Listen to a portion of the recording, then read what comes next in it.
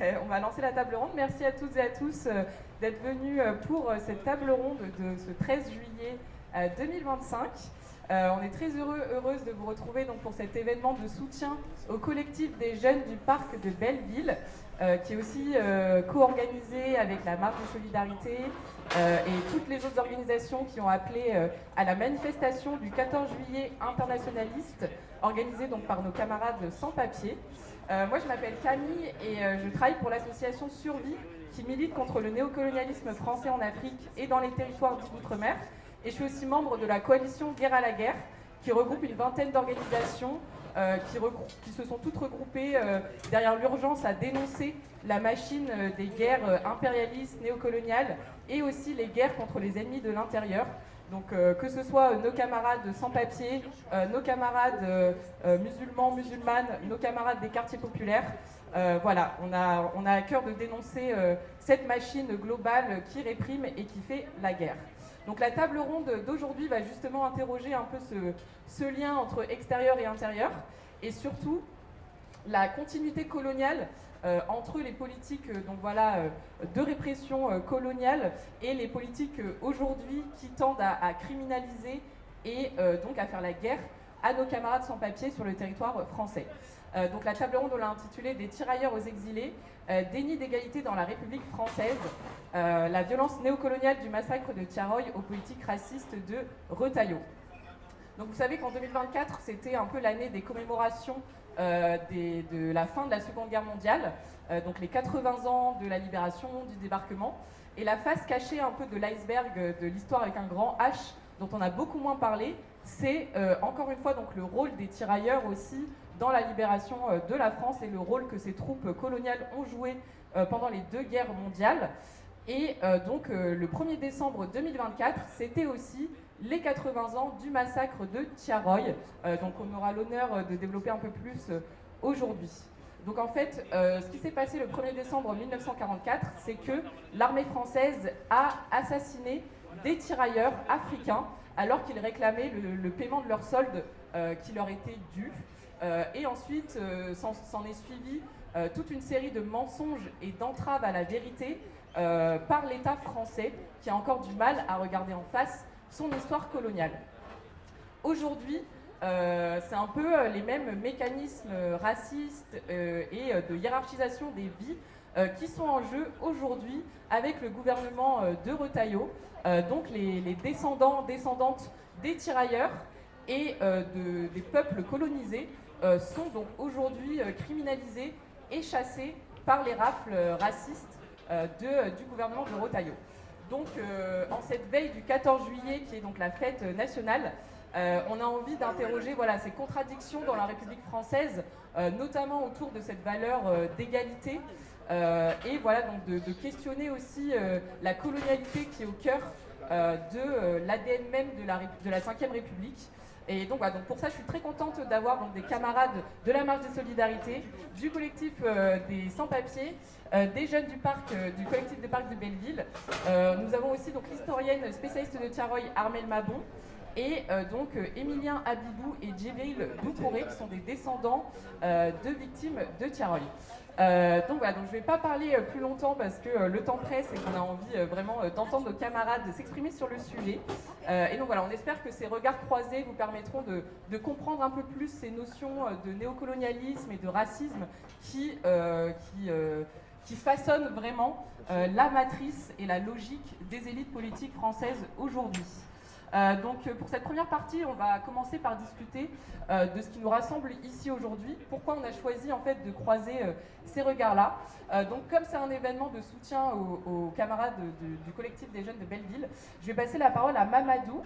Mamadou, est-ce que tu peux présenter un peu plus les combats que vous portez avec les jeunes de Belleville et en quoi du coup la mobilisation que vous avez menée pendant ces derniers mois a un peu révélé la pratique, la panique morale raciste des élites françaises aussi autour de votre cas en tant que mineur isolé.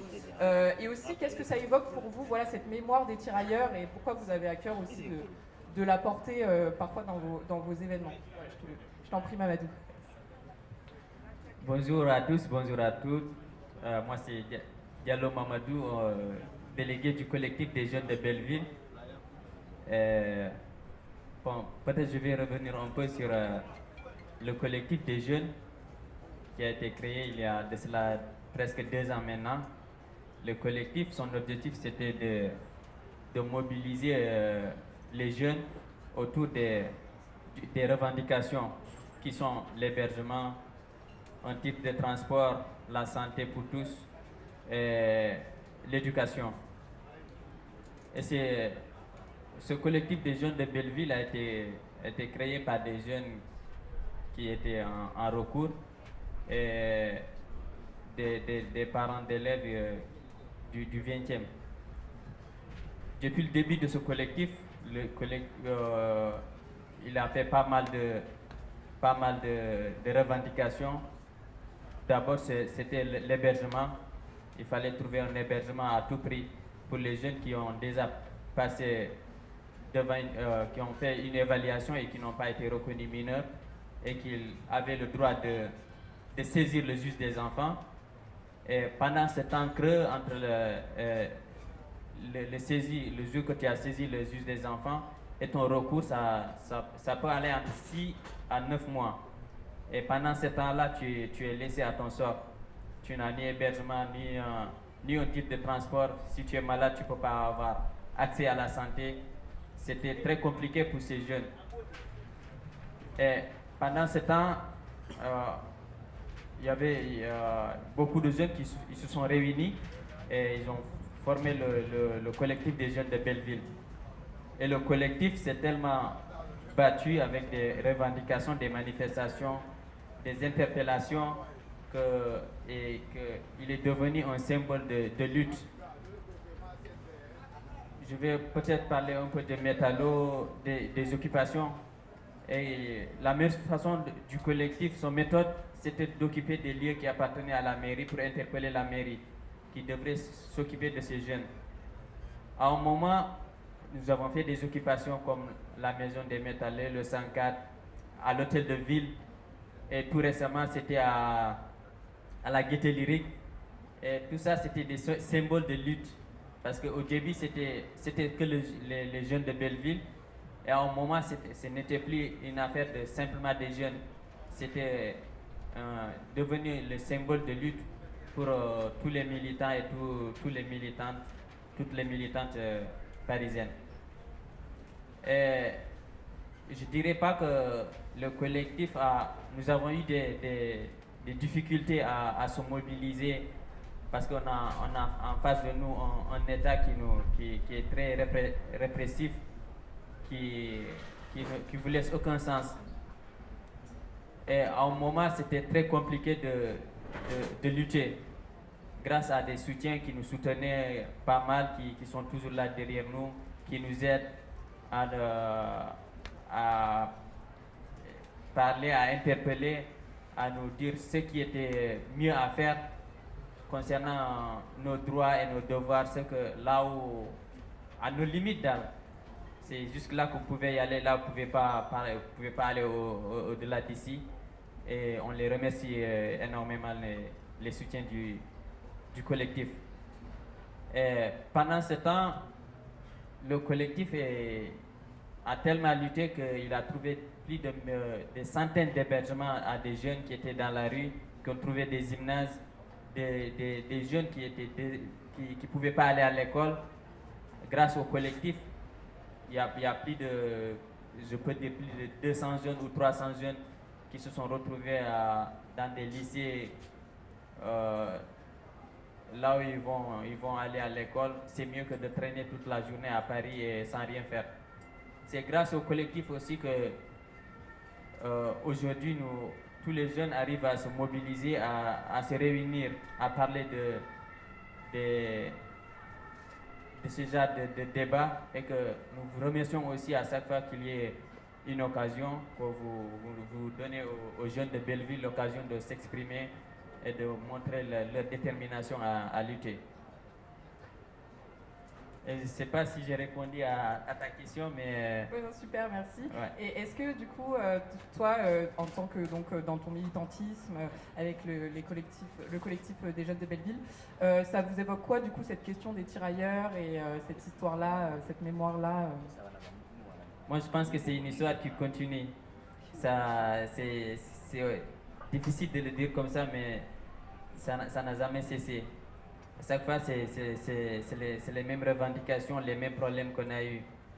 Les tirailleurs sénégalais, ils n'ont jamais demandé de venir ici. Ils n'ont jamais demandé de venir combattre un ennemi qu'ils ne savaient même pas, déjà. Mais ils l'ont fait pour l'amour de la France. Et ils l'ont fait avec... Pour eux, se battre pour la France, c'était c'était quelque chose qui est juste. Et c'est une histoire qui continue. Nous, aujourd'hui, on ne prend pas la décision de quitter chez nous. Ce n'est pas une décision que tu vas prendre. Tu es obligé de le faire. C'est une obligation de quitter chez nous. Parce que les conditions ne vous permettent pas. C'est une histoire qui continue. C'est jusqu'à présent, on est obligé de venir. Eux, ils les ont ramenés pour se battre pour vous, pour la France. Et nous, aujourd'hui, on est obligé de venir travailler pour vous. C'est une histoire qui continue et que c'est difficile pour nous. Très bien, ouais, donc on comprend voilà, ces parallèles un peu entre invisibilisation et aussi nécessité voilà, de créer votre espace pour faire entendre votre voix. Moi j'ai envie d'interroger donc Émilien et Djibril. Donc Djibril, tu es fils et Émilien arrière-petit-fils de tirailleurs. Du coup, qu'est-ce que ça vous évoque d'être ici, d'entendre le récit de Mamadou et voilà, quelle mémoire vous portez aujourd'hui et en quoi ça peut résonner avec ce que vous venez d'entendre aussi de la part des jeunes de Belleville. Bonjour, donc moi je suis Émilien Alibou, je suis le petit-fils de Antoine Alibou qui était du Togo, qui faisait partie de l'AOF. Et donc à ce titre-là, il faisait partie des tirailleurs sénégalais qui regroupaient les militaires d'une dizaine de pays. Donc lui s'est engagé en 1938 et il est venu faire la Seconde Guerre mondiale dès 1939. Il a débarqué à Bordeaux, il a fait les combats jusqu'à Lyon et puis ils sont montés dans le nord. On a perdu la guerre et il était prisonnier des Allemands qui ont décidé de ne pas l'envoyer en Allemagne parce qu'ils ne voulaient pas de Noirs en Allemagne pour soi-disant les maladies tropicales. Ce qui fait qu'il n'est pas parti en camp de travail ou en concentration, il est resté sur des camps en France et lui il était prisonnier à Rennes en Bretagne pendant assez longtemps jusqu'à ce qu'il s'échappe, qu'il vienne travailler à Paris, puis qu'il rentre dans la résistance, qu'il fasse des allers-retours entre Paris et la Bretagne jusqu'à la Libération. Et à la Libération, il a été rapatrié avec tous les autres à Dakar, où ils ont demandé leur argent jusqu'au fameux 1er décembre, où ils se sont fait tirer dessus. Donc mon grand-père, lui, n'est pas mort, il a survécu, mais il a été jugé comme... il a eu une des plus lourdes peines parmi 36 personnes arrêtées et il a été jugé comme étant un des leaders de la rébellion et jugé à 10 ans de prison. Et il en a fait 3 et il a été libéré en juin 1947. Donc en fait, de son engagement à sa libération, il a donné un peu 9 ans de sa vie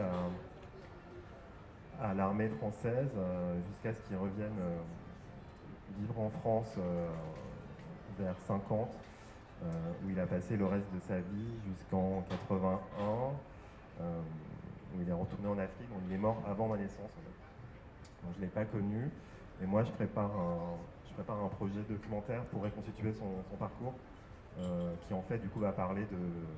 Je me sers de lui pour parler de tous les autres, parce qu'il était de toutes les étapes. Donc effectivement, nous, sur son parcours, c'est des choses qu'on ne connaissait pas en famille, qu'on a redécouvert grâce aux journalistes, grâce aux historiens, grâce au cinéma, aux films qui existent comme Tiaroy. C'est une histoire qui avait pratiquement disparu de la famille, qu'on a dû redécouvrir et remettre dans l'ordre.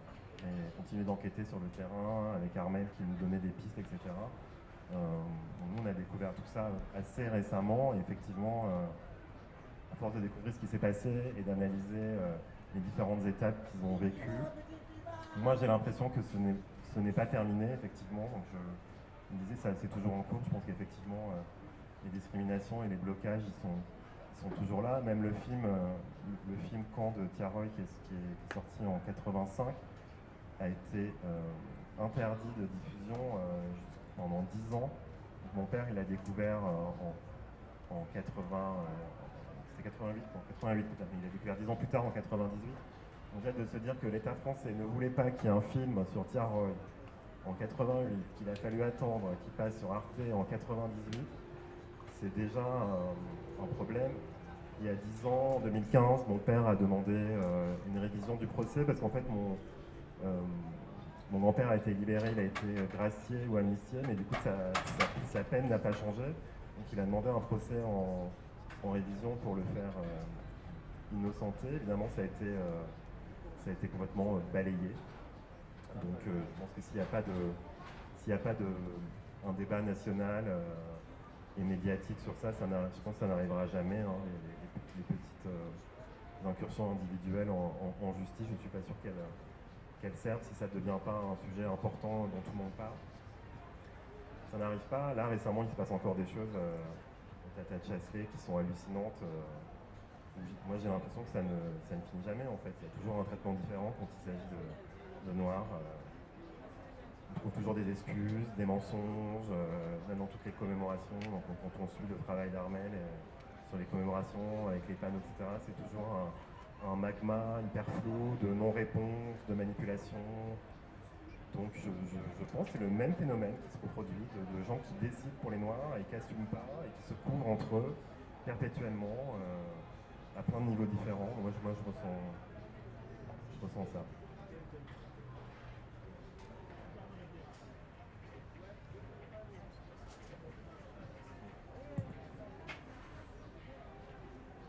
Merci beaucoup Emilien. C'est vrai que j'ai dit que Emilien était arrière-petit-fils de tirailleurs, mais non, il est petit-fils. C'est moi qui suis arrière-petite-fille de tirailleurs guinéens. Et je me retrouve, enfin, ça fait écho aussi cette idée qu'il faut recoller les pièces du puzzle et, au sein de sa propre famille. Et ensuite aussi dans le récit national, essayer de recoller les morceaux. Donc je comprends. Djibril, est-ce que tu veux ajouter quelque chose aussi en quoi tu te retrouves potentiellement dans le récit d'Emilien et aussi dans le récit de Mamadou voilà, dans ce système global aussi qui relie vos combats. Bonjour à tous. Voilà, moi je veux juste présenter, après on va laisser Armel va développer les choses. Bon, je suis le président ancien combattant Souleymane Doucouré qui est engagé le 24 décembre 1938, voilà, qui était présent aussi à Tiaroy le 1er décembre 1944. Malheureusement, il n'était pas décédé à ce jour-là, sinon je ne serais pas là. Bon, après, lui, il est engagé aussi en tant que gendarme sous le drapeau français jusqu'à sa retraite. Et du coup, voilà, après là, depuis que je suis là, moi, j'ai pris les combats qu'il a commencé pour avoir son solde de captivité et les primes de démobilisation. Voilà, que le combat qu'il n'a pas pu achever. Bon, moi, j'ai pris les relais pour finir, je crois, avec Mabon et les avocats qui ont ensemble, François Pinatel. Et du coup, les procédures sont en cours. On n'a jamais eu une réponse positive, comme Mamadou l'a dit. C'est toujours la discrimination. Bon, ça continue, ça n'a pas encore fini entre la France et l'Afrique. Ils étaient colonisés pendant des siècles, du coup, à un moment donné, je pense qu'il faut y retourner. Il faut voir ce qui est fait derrière, il ne faut pas oublier ce qui s'est passé. Oui, on sent donc cet héritage colonial jusqu'à aujourd'hui, donc qui traverse les politiques et la façon dont on traite ces questions, que ce soit les questions d'accès aux droits, à la fois pour vos ancêtres et d'accès aux droits donc pour nos camarades sans papier. Donc vous l'avez compris, on attend tous les éléments de contextualisation historique d'Armel. Mais avant de lui donner la parole, je voulais donc donner la parole à Mathieu de la Marche des Solidarités.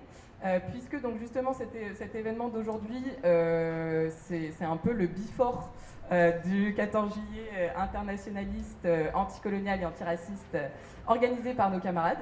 Donc je voulais juste te demander, Mathieu, de dire quelques mots un peu sur ce qui a motivé le lancement de cette mobilisation un peu annuelle. Pourquoi ce besoin de se réapproprier le 14 juillet et du coup aussi les enjeux que cette mobilisation revêt aujourd'hui avec les politiques de Retailleau en quoi ça vous semble important d'inclure un hommage aux tirailleurs aussi à chaque année lors de cette mobilisation. Bonjour tout le monde. Alors le fait d'organiser un défilé internationaliste, c'est une vieille tradition mais qui a disparu pendant longtemps et qui a été ravivé par les collectifs de sans-papiers et la Marche des Solidarités en 2023. Donc là, cette année, ce sera le 3e défilé, demain, internationaliste. Et en 2023, en plus, on l'avait appelé défilé internationaliste des tirailleurs d'hier et d'aujourd'hui, 14 juillet. Et c'était venu en plein pendant le combat contre la loi Darmanin, qui, à ce moment-là, d'après l'analyse qu'en faisaient les collectifs de sans-papiers et la Marche des Solidarités, était en train d'exprimer un changement dans la manière dont l'État parlait des immigrés, puisque pendant longtemps, pendant plusieurs décennies, on va dire à partir des années 80, ce qui dominait, c'était de la merde, mais c'était de dire on ne peut pas accueillir toute la misère du monde. C'était ça le consensus raciste autour duquel et la gauche et la droite se rassuraient pour se mettre d'accord sur à quel point justement ils allaient expulser, chasser les sans-papiers. Et qu'au moment de la loi Darmanin, il y avait une vraie mise à jour encore plus terrible de ça, qui était carrément la guerre à l'immigration légale ou illégale. Darmanin, pendant des mois, pour justifier de sa loi, il disait qu'il avait besoin d'une loi pour faire la guerre aux migrants. Il avait besoin d'une loi pour être gentil avec les gentils, méchant avec les méchants.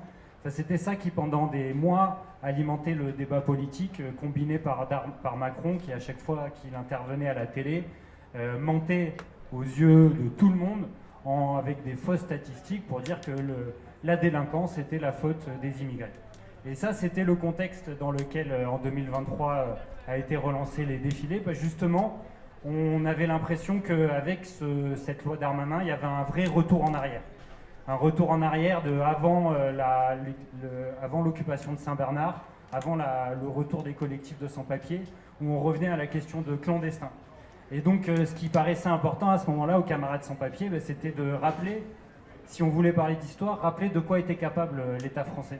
Parce que c'est ça aussi qui est je vais dire intéressant, mais c'est aussi triste, voire qui fait peur dans l'histoire de Thiaroye et dans l'histoire de la colonisation en général, et qu'on a du mal à regarder en face.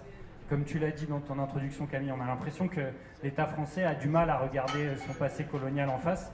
Moi, je pense que par contre, de plus en plus, ils sont en train d'assumer la manière dont il faut le regarder, et Retailleau l'exprime bien. Et Retailleau, il assume le passé colonial français. Quand il fait la guerre à l'Algérie, quand il annonce qu'il ne veut plus d'immigrés, il assume justement un retour à ce dont est capable l'État français, et que Thiaroye, ça exprime le degré d'horreur auquel cet État est capable d'aller, et qu'en fait, c'est à ça qu'on est en train de se confronter. Donc, parler de l'histoire et parler de la continuité avec aujourd'hui, comme l'a dit Mamadou, c'est se rappeler justement, on a toujours cet adversaire face à nous, et il a été capable il y a plusieurs décennies des pires horreurs, et il en est encore aujourd'hui capable. Et justement, moi je vais juste illustrer un exemple. Je ne savais pas, par exemple, ce que tu as dit sur le fait que ton grand-père, il a été en plus condamné. Et ça, c'est quand même un truc de ouf. Des survivants d'un massacre à qui on fait porter le chapeau du massacre et qu'on condamne. Et moi, ça m'a fait penser à un événement récent. justement il y a 2 ans à Pylos. Pylos, c'est une île au large de la Grèce où il y a eu le plus grand naufrage de ces dernières décennies. Il y a eu plus de 600 morts dans un bateau, 600 migrants tués par Frontex, parce que Frontex les a fait ce qu'ils appellent les pushbacks. Donc il a repoussé le bateau jusqu'à ce que le bateau il coule. Il y a eu 600 morts. C'est un truc de ouf, 600 morts et personne n'en parle.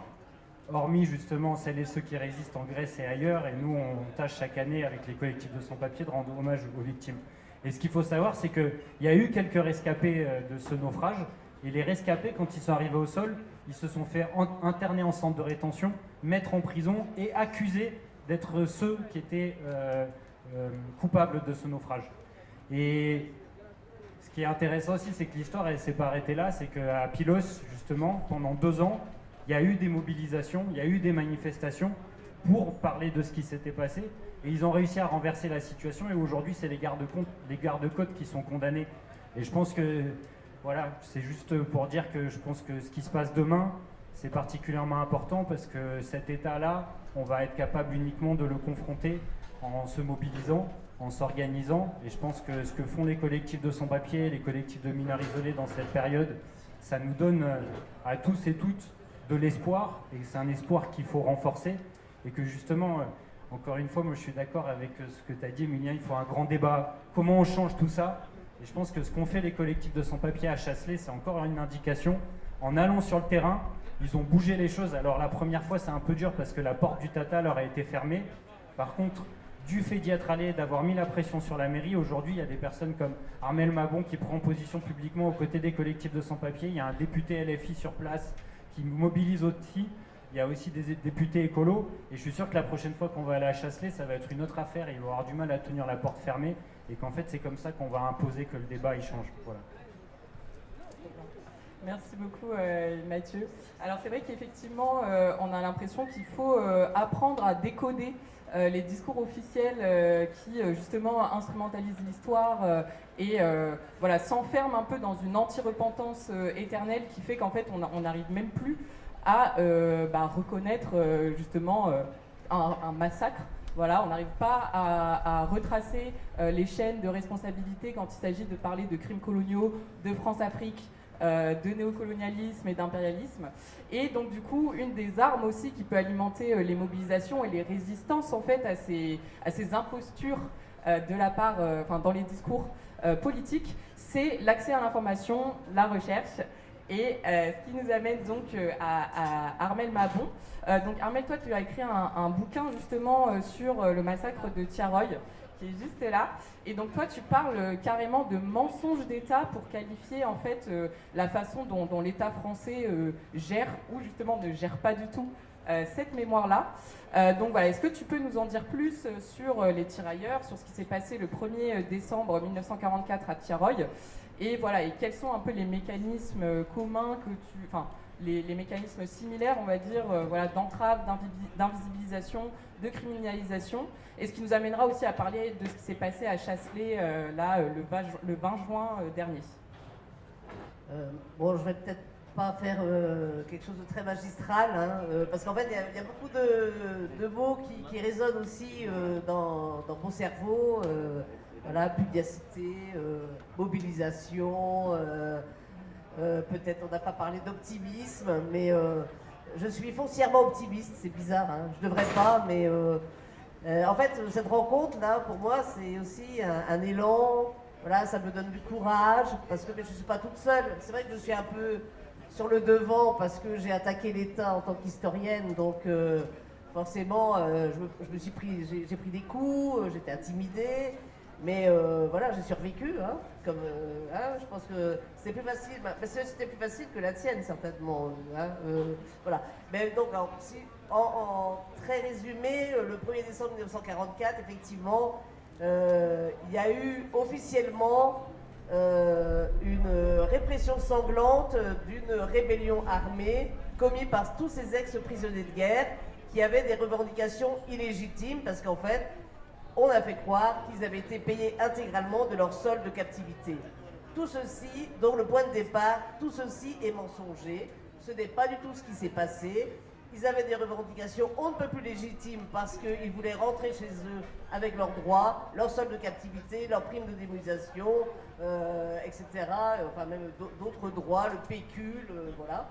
Et en fait, sur place, les officiers peut-être ont estimé qu'ils avaient suffisamment d'argent comme ça, donc ils ont dit, eh ben on va pas les payer. Sauf que ils connaissaient leurs droits et c'était la grande surprise pour les officiers des troupes coloniales présents sur place, c'est qu'en fait ils se sont retrouvés avec des hommes qui ont osé réclamer. Et ça leur a fait très peur, notamment parce qu'il y avait aussi des élans souverainistes déjà au Sénégal, à Dakar. Et donc, au lieu de les payer, ils les ont rassemblés sur l'esplanade et ils les ont donc assassinés. C'était une exécution extrajudiciaire avec des automitrailleuses. Et ça a été une telle hécatombe, parce qu'on parle de 35 morts officiellement, 35 blessés, et donc 34 condamnés, parce qu'il fallait condamner, il fallait montrer que c'est une mutinerie, donc il fallait condamner des soi-disant meneurs. En fait, c'est pas 35 morts, c'est certainement 10 fois plus. Ils n'ont jamais été enterrés dans les tombes du cimetière, vraisemblablement. Ils sont donc encore dans des fosses communes, les victimes. Et en fait, moi j'ai mis beaucoup... En 2014, parce que j'ai retrouvé des circulaires officiels qui faisaient croire qu'ils étaient donc payés intégralement. J'étais à Londres chercher les archives du navire, etc. Donc en 2014, j'ai pu écrire et faire mon devoir d'alerte auprès du président Hollande, de Jean-Yves Le Drian, de Christiane Taubira, puisque je savais justement que le grand-père d'Emilien avait été condamné pour un crime qu'il n'avait pas commis. Et donc le père de Djibril, lui, il a réclamé ses soldes de captivité dans les années 50, mais on les a jamais il a été payé. Donc tous ces hommes ont été spoliés. Et en fait, tout cet argent, c'est resté dans les caisses de l'État. Donc déjà là, il y a un gros problème. Et donc, en 2014, donc, j'ai signalé au plus haut niveau de l'État qu'il n'y avait jamais eu de rébellion armée, que c'était un massacre prémédité, qu'il y avait spoliation des soldes, que c'est pas 35 morts, mais sans doute 10 fois plus, etc. J'ai été bien écoutée au ministère de la Défense à l'époque par le conseiller historique de Jean-Yves Le Drian. Jean-Yves Le Drian, je rappelle, il est lorientais comme moi, donc on se connaissait, et il m'a un peu aidé, effectivement. Mais dès lors que j'ai dit que c'est un mensonge d'État, il m'a plus du tout aidé, ça c'est clair. Donc, voilà, en 2014, j'étais quand même très optimiste. Je me suis dit, c'est une recherche historique, c'est fondé, c'est par rapport à voilà, je n'ai pas inventé n'importe quoi. Et en fin de compte, le ministère de la Défense, ils ont réitéré le mensonge d'État, justement par une exposition allant pire même que les archives mensongères que j'ai consultées. Donc c'est là que je me suis dit, bon, ok, alors qu'est-ce qu'on fait? Donc c'est à ce moment-là que j'ai recherché les descendants de victimes, de condamnés, de rescapés, et j'ai su qu'à ce moment-là, j'allais devoir mener un combat. Au départ, j'étais un petit peu seule, et nous sommes 10 ans plus tard. Le combat est toujours là, mais il y a des avancées, parce que par exemple, le président Macron a reconnu que c'est un massacre. Ah, c'est plus de répression sanglante, c'est terminé, massacre. Mais dans des termes avec de telles circonvolutions, parce qu'il dit un enchaînement de faits a abouti à un massacre. Autrement dit, il faut toujours chercher un peu la responsabilité de ces anciens prisonniers de guerre. Ils ont bien commis une petite faute quand même. Bon. Donc, c'est pas encore tout à fait net. Et en plus, là, ils essaient de remettre le récit officiel parce que le fils d'un officier qui est sur place a trouvé un journal de bord. Et le ministère dit « Ah, c'est crédible », alors que c'est aussi mensonger que les rapports, etc. Donc, c'est pas net encore, c'est pas sincère, ça manque de transparence. Et puis, nous ne sommes pas aidés non plus par la justice administrative, loin s'en faut, qui refuse de voir cette notion de mensonge d'État. Et tant que la justice ne reconnaît pas le mensonge d'État, systématiquement, que ce soit Djibril, pour Emilien, pour ton grand-père, c'est plus le procès en révision. Donc en fait, à chaque fois, c'est, par exemple, pour les soldes de captivité que réclame donc Djibril, mais aussi Biram Sangor, qui a 86 ans aujourd'hui, on a été jusqu'au Conseil d'État, et le Conseil d'État a dit, il y a prescription. Il aurait fallu qu'il demande les sommes en 1949, dernier délai. Alors que le mensonge d'État, il est toujours là, puisque la circulaire, elle existe toujours, elle n'a jamais été abrogée. Et donc, c'est pour ça que Djibril et Biram, ils sont donc auprès de la Cour européenne des droits de l'homme. Et il faut savoir qu'en septembre 2024, la Cour européenne des droits de l'homme a proposé une proposition de règlement à l'amiable à Biram Sangor, parce que Djibril, c'est tout récent pour la Cour européenne des droits de l'homme. Et l'État français a refusé à cet homme de 86 ans une réparation. Voilà, donc maintenant il y aura un jugement de la Cour européenne des droits de l'homme. Et alors, Biram Sangor, je tiens à signaler son courage et puis sa combativité, sa pugnacité, puisqu'il vient de déposer une plainte au pénal pour recel de cadavres contre X et contre l'État français. Et ça, il y a eu un petit tsunami médiatique à chaque fois qu'il y a ce genre de choses. Mais c'est vrai que moi, je me retrouve confrontée dans les mêmes positions que ce que vous pouvez vivre voilà, pour les jeunes de Belleville, etc. C'est qu'en fait, je suis confrontée à un sempiternel mensonge. Voilà, c'est toujours le mensonge. Et je ne sais pas comment les gens du ministère peuvent se regarder dans la glace quand ils disent, par exemple, à moi l'historienne, nous n'avons pas d'archives, par exemple la liste des rapatriés, etc. Je n'y crois pas. Ils mentent comme des arracheurs de dents. Par exemple, Émilien parlait du film de Sembène Ousmane qui a été censuré par la France pendant des années.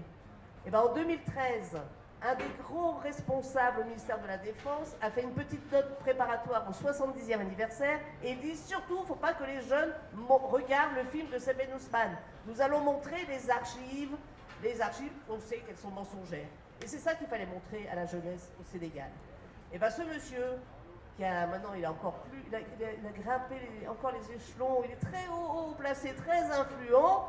Moi je veux que ce monsieur, il réponde à des questions, par exemple, s'il y avait une commission d'enquête parlementaire, dites-nous ce que vous savez exactement, parce que tout le monde me dit, ce monsieur sait tout, mais il ne dira rien.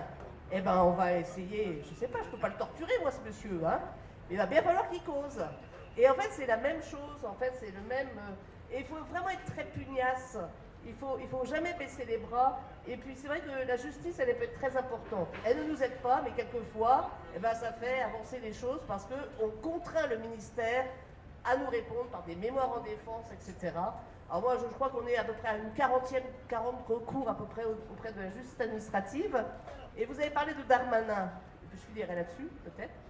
Et moi, j'ai écrit à tous les gardes des Sceaux depuis des années pour... faire aboutir le procès en révision pour innocenter donc le grand-père d'Émilien et les 33 autres condamnés.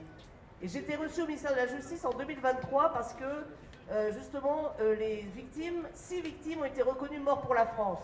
C'est n'importe quoi. Pourquoi 6 alors qu'ils avaient la liste, eux, ils ont la liste des 35. Mais, en fait, le problème, c'est que Biram Sangor, donc le père de Biram Sangor, Mbam Sangor, ne fait pas partie des 35 morts officiels. Parce que il a été considéré comme non rentré. Donc pas d'acte de décès. Et je vous assure que dans les fosses communes, il y a énormément de non-rentrés. Donc il ne pouvait pas faire partie de cette liste des 35. Mais il a eu quand même la mention mort pour la France, parce que son fils s'est battu pour avoir la mention mort pour la France pour son père. Et donc, et ça c'est des notions qui... voilà. Et cette mention mort pour la France, elle est très importante par ricochet pour le grand-père d'Émilien. Parce qu'au ministère de la Justice, on m'a dit, s'il y a officialisation de la mention mort pour la France, alors là, le garde des Sceaux pourra saisir la Cour de cassation pour faire innocenter les 34 condamnés. Parce que s'ils sont morts pour la France, ça veut dire qu'il n'y a pas eu de mutinerie, il n'y a pas eu de rébellion armée. Ça y est, il y en a 6 qui ont la mention mort pour la France. Et j'ai écrit à Darmanin en disant, alors, vous avez la voie est ouverte. Vous avez le pouvoir de saisir la Cour de cassation. Eh bien, il n'a rien fait. Donc c'est là où, qu'est-ce qu'on peut faire pour que des ministres bougent vraiment? Je ne sais pas. Il faut des mobilisations, toujours, voilà, des mobilisations. Et puis il faut, faut les embêter, quoi. Donc je suis un peu... Et puis il faut médiatiser, c'est important. Il faut les médias avec nous. Et de temps en temps, ça marche. C'est vrai que ça fait tout de suite, ça fait un petit rebondissement, mais c'est très éphémère. Donc c'est pour ça qu'un livre comme ça, qui s'appelle Mensonge d'État, c'est moins éphémère. Ça laisse des traces. Voilà, mais bon, mais En fait, je dois dire quand même que si j'avais pas rencontré Djibril, la famille Habibou et Biram Sangor, donc aujourd'hui qui a 86 ans, j'aurais pu baisser les bras. Tellement c'était compliqué. Et puis là, je peux pas, j'ai pas le droit de baisser les bras. Donc je continue, je saisis encore la justice administrative. Dès que je peux, je saisis la justice administrative. Alors maintenant, le ministère des Armées dit, elle fait des demandes abusives. Non, c'est pas moi qui fais des demandes abusives. C'est vous, avec vos mensonges, qui faites des choses abusives. Voilà.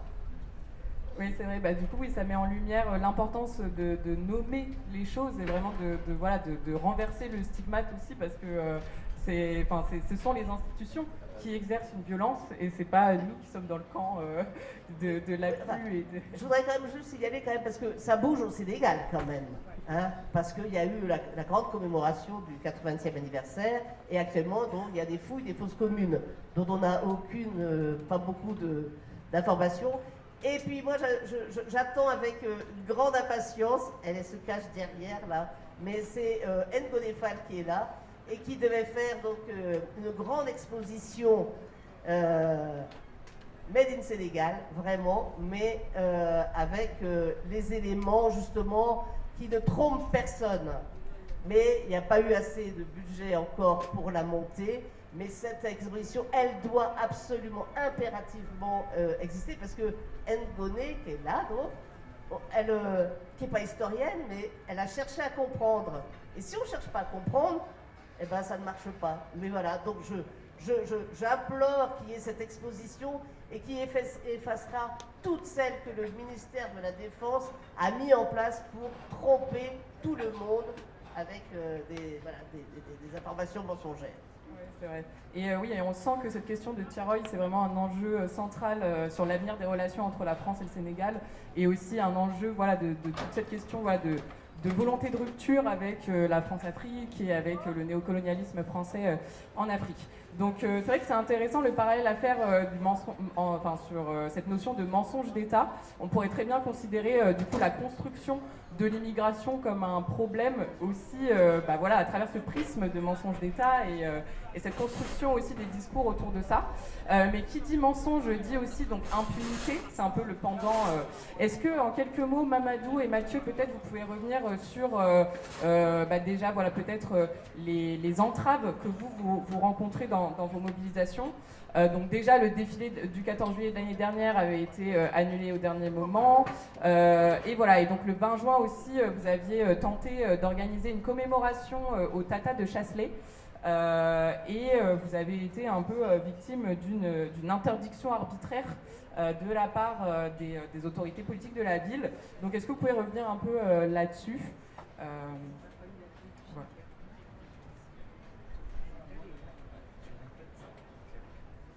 Oui, je vais peut-être un peu parler de Chasselet. Ouais.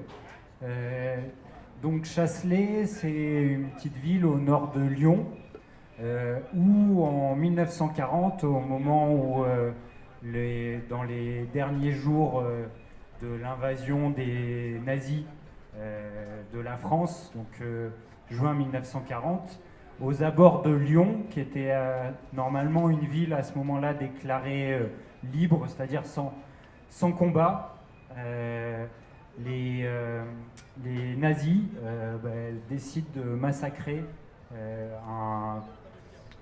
je ne sais pas comment dire, je ne connais pas trop les termes militaires, mais une brigade de tirailleurs, où donc plusieurs centaines de tirailleurs sont massacrés par les nazis, parce que justement, ils refusent que les tirailleurs soient envoyés prisonniers en Allemagne nazie, un peu sous le même exemple que ça a été dit tout à l'heure. Donc dans ce village de Chasselet, il y a ce qui s'appelle un tata. C'est un cimetière tout simplement, où il y a les tombes de ces tirailleurs. Ce tata existe depuis plusieurs décennies. En fait, il a été même construit, je crois, assez vite après ce massacre. Et pour la première fois cette année, avec la CSP 75 et la Marche des Solidarités, on a décidé d'organiser un déplacement là-bas. Donc on y allait en car et plusieurs voitures pour tout simplement rendre hommage aux tirailleurs enterrés à Chasselet. Donc c'était une première.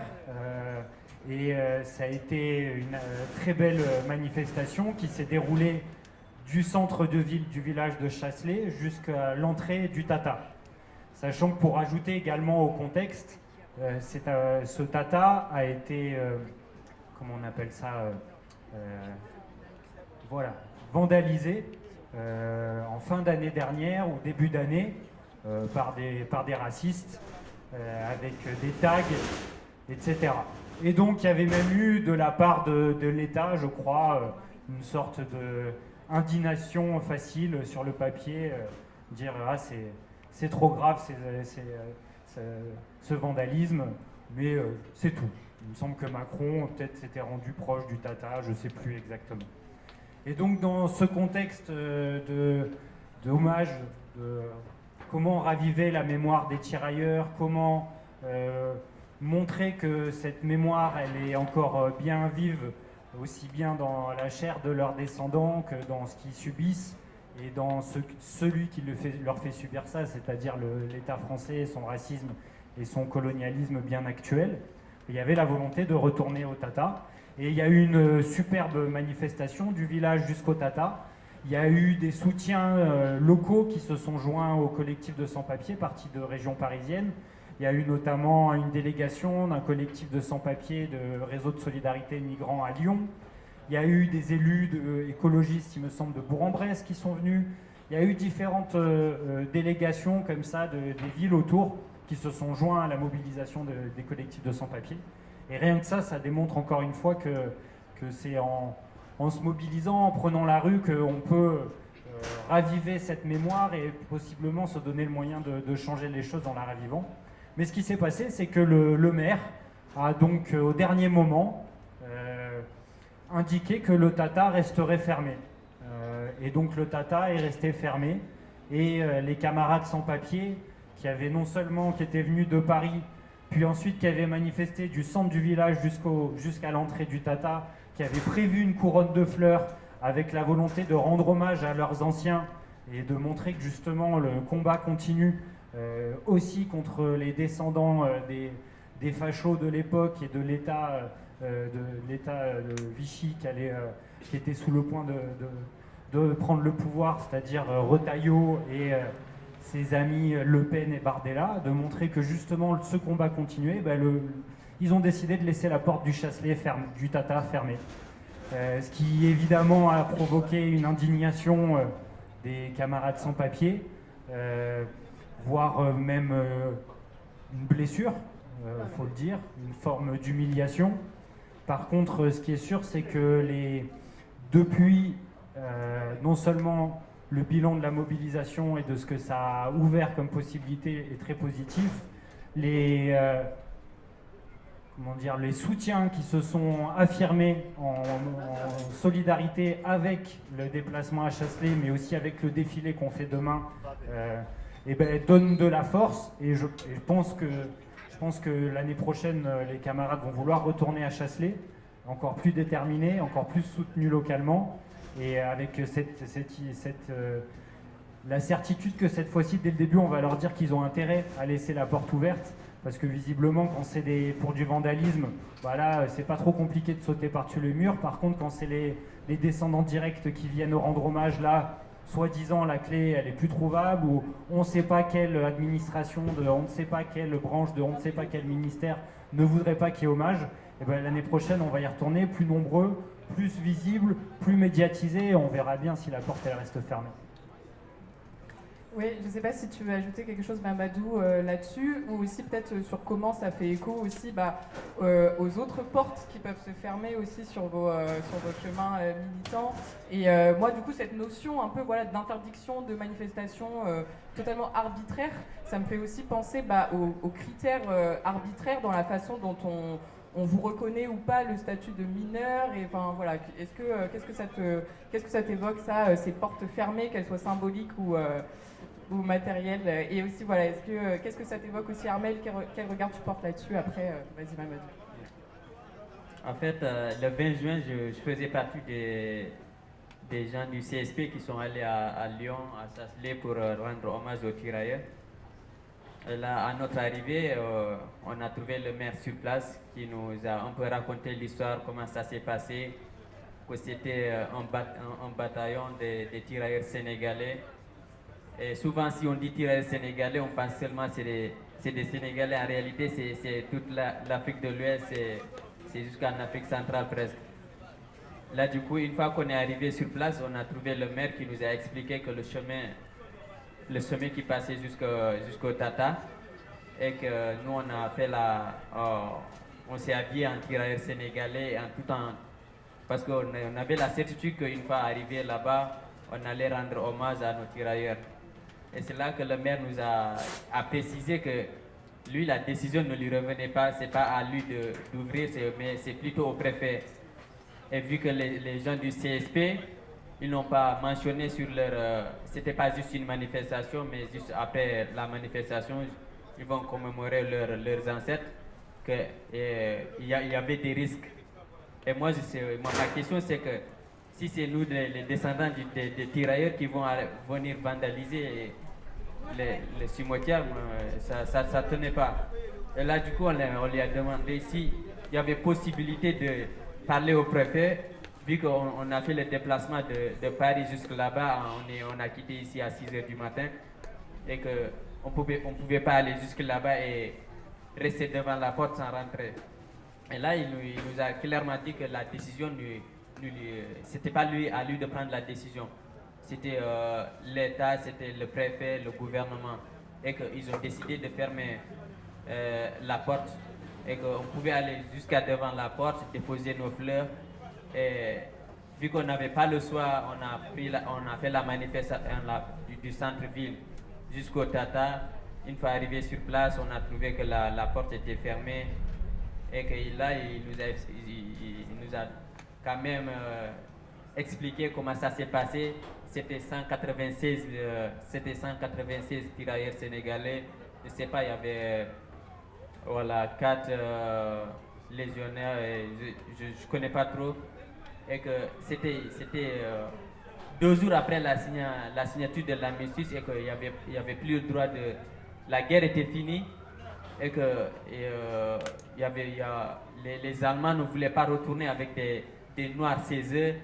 Il fallait à tout prix les éliminer. Et qu'ils ont pris des chars, ils ont tiré sur les tirailleurs qui étaient sur place. Et il y avait d'autres qui voulaient s'échapper. Ils ont utilisé les chars, ils ont monté sur eux avec les chars. C'est là que 196 tirailleurs sénégalais sont décédés. Et même pour les enterrer, il y avait problème, parce que là-bas, là où ils sont enterrés, ça appartenait à personne. Là, du coup, ils ne voulaient pas les enterrer là-bas. Ils n'étaient pas d'accord pour l'enterrement. Je ne sais pas, après, j'ai la vidéo, mais j'ai oublié le nom de la personne qui avait acheté le terrain pour enterrer là-bas ces gens-là. Et là, il a fait ramener de la terre du Sénégal pour mettre sur les tombes de ces 196 tirailleurs sénégalais qui sont tombés sur place. Mais je pense que l'histoire des tirailleurs sénégalais, c'est une horreur. Je ne sais pas si c'est une histoire qui est tellement difficile. Parce que non seulement c'est des gens qui n'ont pas demandé à venir se battre ici, ils les ont ramenés. Avant de venir, ils ont signé des trucs. Je ne vais pas venir me battre gratuitement. C'était des clauses que vous avez signées. Et si vous n'avez pas respecté ces contrats, ce n'est pas aux tirailleurs aussi de payer les pots cassés. Une fois qu'ils sont... Moi, je pense que ce n'était pas un problème de solde. Vu qu'un Français était 2 fois plus payé que le tirailleur sénégalais, et qu'ils ont arrivé à payer ces gens, les Français, ce n'était pas un problème de solde. Moi, je pense que c'est juste mon avis. C'est qu'il y avait une prise de conscience.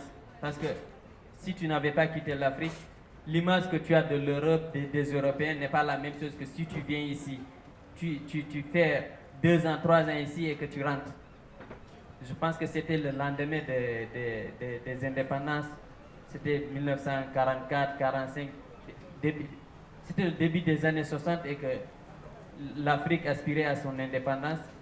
Et que si jamais ces gens-là retournaient dans son pays, le Burkina, le Mali, la révolte allait s'accélérer. Et que je pense que c'était ça qu'ils ne voulaient pas. C'était la prise de conscience de ces gens-là. Il fallait à tout prix les abattre. Le pire encore, c'est une fois les avoir tués, les avoir massacrés, c'est de casser la vérité. C'est de casser la vérité avec nos dirigeants d'alors qui, comme l'ancien président du Sénégal, Macky Sall, qui disait que les Sénégalais, les tireurs sénégalais, ceux qui étaient du Sénégal, avaient les desserts, ils n'avaient pas à se plaindre. Vous voyez là, la vision la mentalité de ces dirigeants-là. Mais avec l'arrivée du nouveau régime, ils ont ouvert des enquêtes, ils ont demandé à ce que l'endroit à Thiaroye, que ce soit les fosses communes, il fallait tout réouvrir et faire des recherches approfondies sur ce qui s'est passé, parce que ce n'est pas 30, ce n'est pas 40, c'est plus que ça. C'est un massacre, c'est des centaines de personnes qui sont massacrées à Thiaroye. Et que l'histoire, peut-être que ça peut passer, mais on n'oubliera jamais ça. Oui, très bien. Du coup, oui, on comprend qu'il y a voilà, tous ces mécanismes institutionnels qui se mettent en place pour faire taire toute voie alternative ou enfin, voilà, toute voie qui remettrait en question cet ordre un peu établi et ce récit de la France comme pays des droits de l'homme aussi. Donc très bien. Armel, Djibril et Émilien, voilà, qu'est-ce que ça vous évoque voilà, ce récit-là des entraves qu'on oppose aussi à ce genre de mobilisation de la part des sans-papiers? Enfin voilà, Armel, quel regard tu portes là-dessus? Et Émilien et Djibril aussi, enfin voilà, est-ce que ça fait écho voilà, aux institutions qui se renvoient la balle aussi pour traiter des affaires en lien avec votre grand-père et votre père? Et après, peut-être qu'on passera un petit temps d'échange avec le public, si vous avez des questions à poser à nos intervenants, intervenantes. Armel, voilà, est-ce que tu veux réagir? Je voudrais juste donner quelques précisions sur le Tata de Chasselet, parce qu'il se trouve que ça fait un mois que j'ai saisi le Conseil d'État pour ce qui s'est passé déjà en 2022. En fait, c'est par rapport au président Macron qui, en 2019, avait dit qu'il fallait donner des noms aux tirailleurs sénégalais parce que ça ferait bien des rues, etc. Et justement, donc, au Tata de Chasselet, il y a 48 tombes, c'est marqué « soldats inconnus ». On ne sait pas, voilà, on n'a pas pu déterminer qui c'était. Et donc, ils se sont dit, tiens, bonne idée, on va mettre des noms pour ces tirailleurs sénégalais, même, voilà. Donc, j'étais très surprise de voir, ils ont inauguré donc 2 plaques avec le nom de 25 tirailleurs sénégalais du 25e RTS, 25, inhumés donc dans cette nécropole. Et là, je me suis dit, ben, c'est bizarre. Ah oui, alors ce qui m'a mis la puce à l'oreille, c'est qu'il y a eu un communiqué de presse du ministère de la Défense qui dit, grâce à des recherches génétiques, ils ont pu identifier les 25 tirailleurs sénégalais. Je dis, ah bon, il y a eu des recherches génétiques? Mais pour qu'il y ait des recherches génétiques, il faut déjà exhumer les corps, et puis il faut aller chercher les familles.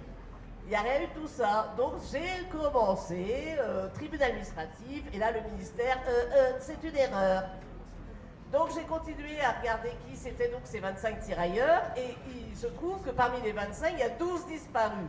Ça veut dire qu'on ne sait pas où ils sont morts, quand, et ni dans quelles circonstances. Donc je demande les documents qui prouvent que ces disparus sont bien inhumés dans cette nécropole. Eh bien, là pour l'instant, j'ai eu gain de cause au tribunal administratif, ils ont eu ordre de me donner les documents, et le ministère des Armées, un peu péteux, qui ose plus dire qu'il a encore fait une erreur, il ose dire « nous avons exécuté le jugement et Armel Mabon a eu les documents ». Jamais eu les documents. Donc c'est maintenant en procédure juridictionnelle. Bon. Et puis j'ai demandé, donc, avec une documentariste qui a fait le premier documentaire sur le Tata de Chasselet, qu'on enlève ces plaques et qu'on en mette qu'elles soient conformes à la réglementation du nécropole militaire. Parce qu'en fait, ils n'auraient jamais fait ça pour des militaires français. Ils se sont dit, on peut s'autoriser à faire ça, parce qu'il n'y a pas de descendants, personne ne va se rendre compte que c'est en fait une imposture mémorielle. Et je regrette infiniment qu'une association comme Africa 50 loue, wow, merci Monsieur Macron d'avoir fait tout ça, merci. Ils ne se posent même pas la question, ils ne voient même pas qu'en fait, le gouvernement français se fout carrément de leur gueule. Mais on a beau leur dire, ils sont tout contents parce qu'on a honoré 25 tirailleurs sénégalais. Et là, pour le coup, on est allé au Conseil d'État avec la documentariste parce qu'ils disent que je n'ai pas intérêt à agir pour faire remplacer les plaques. En tant qu'historienne, c'est pas suffisant. Mais moi, je dis, mais s'il n'y a pas de descendants, qui peut saisir la justice administrative? Donc, on a saisi le Conseil d'État. Et je regrette infiniment, par exemple, que Africa 50, qui représente un peu voilà, ils ne vont pas saisir la justice administrative. Bon, ça, c'est pour la première chose. Vous voyez, le Tata, je connais le Tata. Et ce monsieur le maire de Chasselet, il m'a interdit l'accès à ses archives dans son bureau. Donc il aime bien interdire, ce monsieur le maire. Il interdit, il ferme la porte, il interdit. Mais monsieur le maire, il aurait mieux fait de se rendre compte que Armelle Mabon, elle ne se fait pas avoir comme ça. Donc j'ai signalé au préfet et j'ai signalé au service interministériel des archives de France que je n'avais pas accès aux archives. Résultat des courses, elles ont été rapatriées, numérisées et maintenant tout le monde peut voir ces archives qui étaient planquées dans le bureau de monsieur le maire. Pour cette histoire qui s'est passée le 20 juin, dès que j'ai su ça, vous pensez bien que j'ai hurlé comme une vache qui avait perdu ses veaux. Hein? Je trouve ça insupportable. C'est de la discrimination. En plus, un cimetière, une nécropole militaire, il n'y a pas besoin d'autorisation pour rentrer dans ce genre de lieu accessible au public. Donc déjà, il n'avait absolument pas le droit de fermer cette porte. Ensuite, ils disent maintenant, après coup, que c'est l'ONACVG qui a interdit l'accès à ce Tata sénégalais, l'Office national des anciens combattants. Manque de bol, c'est pas dans ses prérogatives, puisqu'il n'assure que la gestion. Les seuls qui auraient pu, pour eux, faire un arrêté pour interdire, c'est le préfet, mais la préfète, c'est une femme, et la préfète dit, ah, c'est l'ONACVG qui a fermé. Et bien voilà, donc maintenant, il faut absolument demander ce document qui prouve qui a demandé la fermeture de cette porte. À mon avis, il n'y a aucun document. Ce ne sont que des argumentaires fallacieux, donnés après coup, et on se retrouve sur, on a le droit de mentir. Pourquoi on ne mentirait pas? Donc il faut vraiment se mobiliser, parce que ce qui s'est passé là le 20 juin, c'est honteux, c'est la discrimination pure et simple, c'est arbitraire, et on se retrouve dans le même schéma. Donc, il faut se battre, et c'est vrai que moi, je crois que l'année prochaine, je serai avec vous, là, je crois. Voilà. Merci. Oui, ce que tu racontes, Armelle, ça me fait penser vraiment au double jeu des autorités françaises et surtout ce que l'historien Thomas Deltombe appelle le memory washing de Macron, c'est-à-dire que d'un côté, il va sortir des rapports historiques qui font toute la lumière sur le Cameroun, sur le Rwanda, sur l'Algérie. Et d'un autre côté, il se passe ça, on fait taire les sans-papiers, on fait taire les chercheurs qui tentent d'y voir plus clair. Et donc voilà, ça met en lumière cette hypocrisie. Peut-être le mot de la fin du coup pour Emilien et Djibril si vous voulez rebondir là-dessus.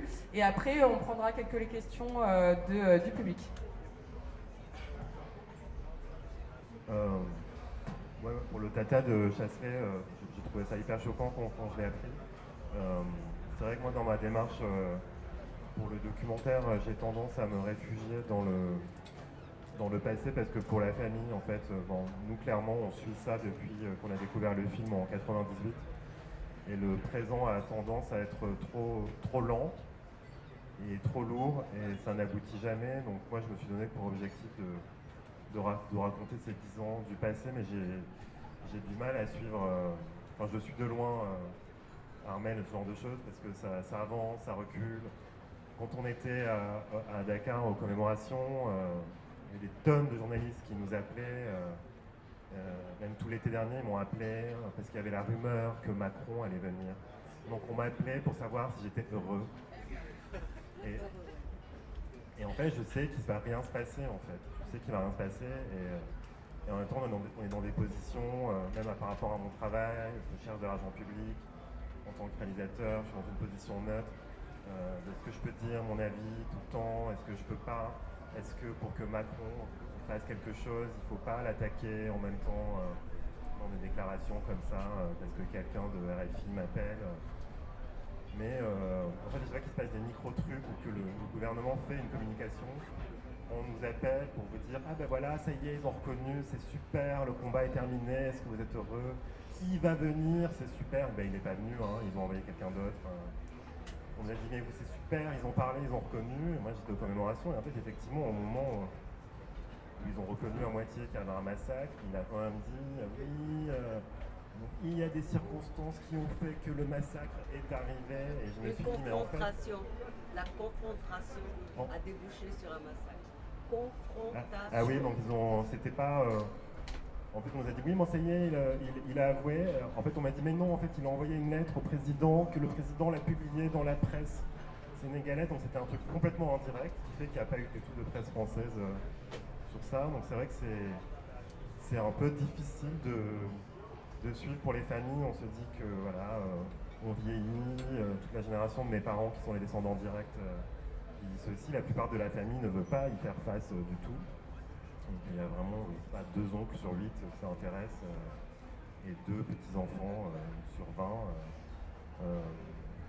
Voilà, et chaque problème administratif, chaque fermeture, le procès qui a été refusé, etc., c'est vrai que soit on continue, soit on se referme petit à petit. Et à chaque fois qu'il se passe quelque chose comme ça, on se dit bah ça continue, c'est pire. Qu'est-ce qu'il faudra faire pour que des choses positives arrivent et une reconnaissance totale soit possible. Voilà. Moi, je tiens à vous dire mes mécontentements qu'il n'ait pas été ouvert la porte du cimetière des Tatars sénégalais. C'est pas du tout normal, surtout si c'est lié par rapport aux sans-papiers. On est sans-papiers, mais on n'est pas sans droit. Tous les sans-papiers, ils ont droit.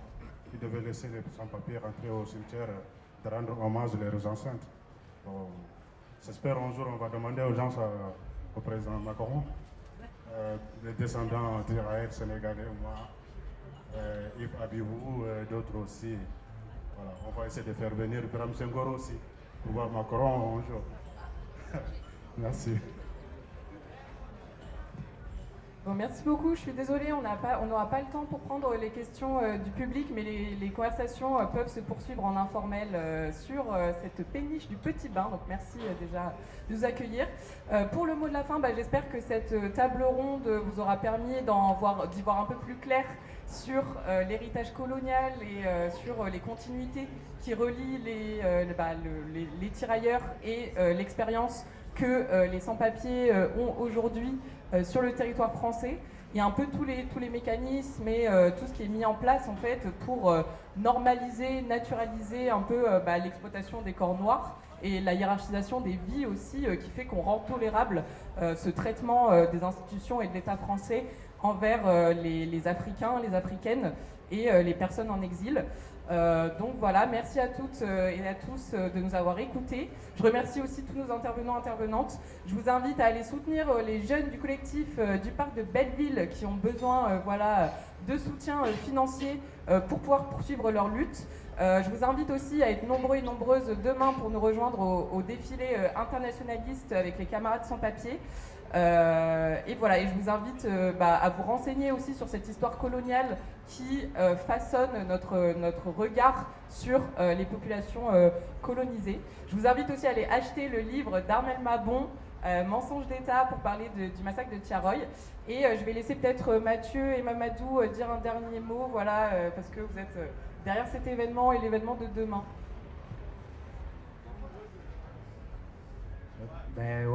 Merci à tous et toutes, merci vraiment pour la discussion aujourd'hui.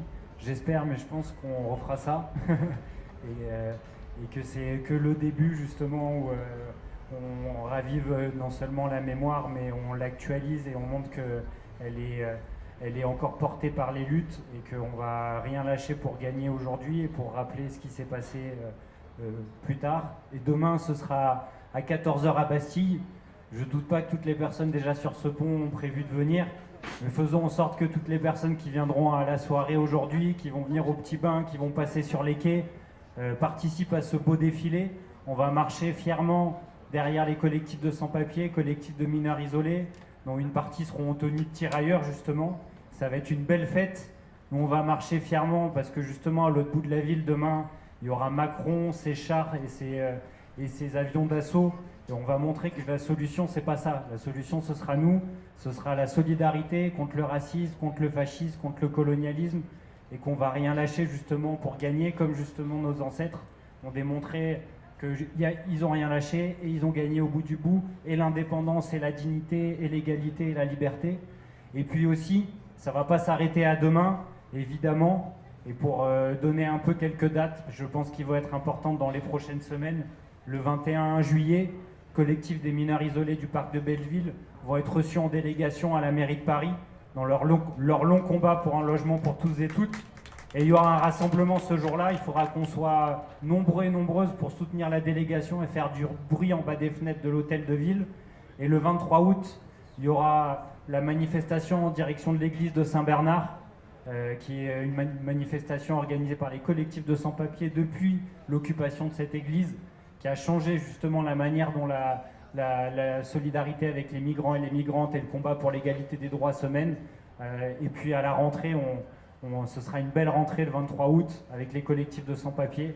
Parce que s'il y a bien un truc que nous a montré l'histoire récente, justement, on n'en a pas du tout parlé, c'était pas l'objet, mais à Los Angeles, je pense qu'on a tous et toutes vu que ce qui a lancé la résistance face à Trump, c'est la solidarité face aux expulsions, c'est la solidarité contre le racisme.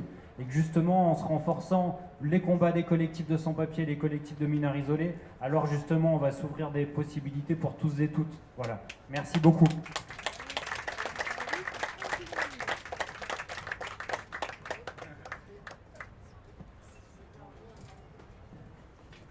Bon, merci à tout le monde et surtout la fête continue, c'est jusqu'à minuit.